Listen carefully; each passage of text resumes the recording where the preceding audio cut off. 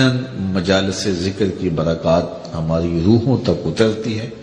اور من کے میل دھوتی ہیں۔ حضور نے ارشاد فرمایا لکل شیء ثقالہ وثقالۃ القلوب ذکر اللہ، ہر شے کا زنگ کسی نہ کسی شے سے اترتا ہے، دل بھی زنگ آلود ہو جاتے ہیں، تو جب دل زنگ آلود ہو جائے تو یہ اللہ تعالیٰ کے ذکر سے اترتے ہیں۔ ایک روایت میں آتا ہے دلوں کے زنگ تلاوت کلام مجید سے اترتے ہیں، اور وہ بھی اللہ تعالیٰ کا ذکر ہے،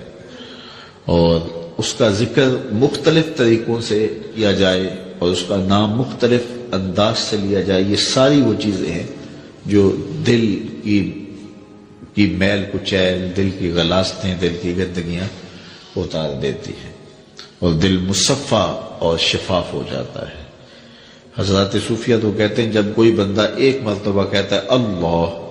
تو اللہ تعالیٰ اس کی طرف 70 مرتبہ نظر رحمت سے دیکھتا ہے، اور جب اللہ تعالیٰ کسی بندے کی طرف نظر رحمت سے دیکھتا ہے اس کے 70 گناہ جل کے راکھ ہو جاتے ہیں۔ تو اس لیے جب کوئی بار بار اللہ اللہ پکار رہا ہوتا ہے تو اللہ تعالیٰ کی رحمتوں کے سائے میں آ جاتا ہے، اور جب ذکر کر رہے ہوں تو اس وقت مکمل یکسوئی کے ساتھ اس کی طرف متوجہ ہونا چاہیے، جس کو پکار رہے ہیں اس کی طرف یکسوئی کے ساتھ توجہ ہو، اور وہی ذکر حقیقی ذکر ہے۔ حضرت شیخ فرید الدین عطار علیہ رحمہ فرماتے ہیں ہر عضو بدن کا الگ ذکر ہے، زبان کا الگ ذکر ہے، آنکھوں کا الگ ذکر ہے، کانوں کا الگ ذکر ہے، ہاتھوں کا، پاؤں کا، دیگر اعضائے بدنیہ کا الگ الگ ذکر ہے۔ اللہ کی نشانیوں کو دیکھنا یہ آنکھ کا ذکر ہے، استماع قول حق یہ کان کا ذکر ہے، قرآن مجید کی تلاوت کرنا، اس کا نام لینا یہ زبان کا ذکر ہے، دکھیوں کی مدد کرنا یہ ہاتھ کا ذکر ہے، نیک مجالس کی طرف چل کے جانا، مسجد کی طرف سفر کرنا یہ پاؤں کا ذکر ہے۔ تو مختلف اعضائے بدنیہ کا مختلف ذکر ہے، اور ہر وقت جو ہے وہ ذکر کے اندر انسان لگا رہے اور رب کی یاد کے سائے میں اپنی زندگی گزارے۔ یہ اس کی روح کی غذا ہے جو اسے باہم پہنچتی ہے، پھر اس کی روح مرتی نہیں ہے، اس کی روح جو ہے وہ شاد اور آباد رہتی ہے، بیمار نہیں پڑتی، روح کے اوپر زنگ نہیں چڑھتا، وہ پاکیزہ اور مطہر رہتی ہے۔ تو مجھے اور آپ کو اپنی روح کا سامان کرنا چاہیے اور اللہ کا ذکر پوری یکسوئی کے ساتھ، پوری توجہ کے ساتھ، پورے انہماک کے ساتھ۔ ہمارے صوفیاء نقشبندیہ تو کہتے ہیں جب سالک کہے اللہ، تو جب یہ بندہ پکار رہا ہوتا ہے رب کو، تو رب بندے کی پکار کو سن رہا ہوتا ہے۔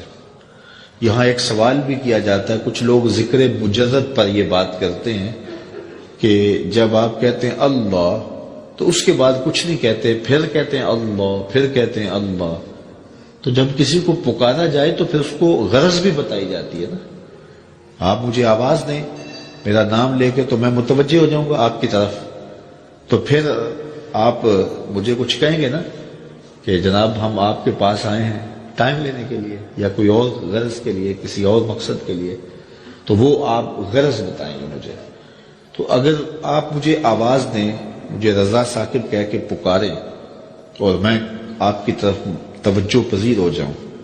آپ پھر دوبارہ کہیں رضا ثاقب، تو میں پھر کہوں گا جی، آپ پھر کہیں،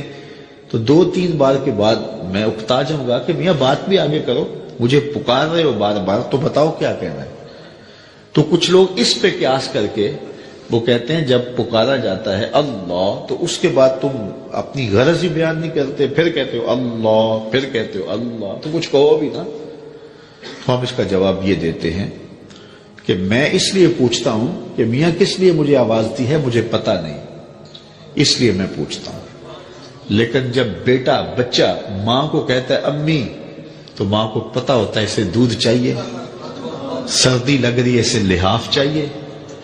اس نے واش روم میں جانا ہے، اس کی کیا ضرورت ہے۔ ماں کو پتر کی ضروریات کا پتہ ہوتا ہے، بیٹے نے صرف اتنا کہنا ہوتا ہے امی، آگے امی کو پتہ ہے اس کو کیا دینا ہے۔ تو بندے کا رب کو پتہ ہے اس کو چاہیے کیا، بندہ کہتا ہے اللہ،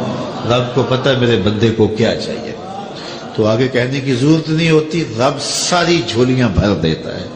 اور نظر رحمت سے نواز دیتا ہے۔ تو ہم ذکر میں اس کی توجہ مانگ رہے ہوتے ہیں، تو ہم اللہ کہیں تو قلب لا کھیلتے ہوئے دل سے کہیں تو برکات نصیب نہیں ہو پائیں گی۔ اس لیے ہم جب اللہ کہے تو ہمارا رواں رواں اس کو پکار رہا ہو، ہمارے خیال ہماری سوچیں اس کی جانب ہوں، اور جب اللہ کہے تو ساتھ ہی جھولی بھی پھیلی ہوئی ہو کہ اب مالک کی رحمتیں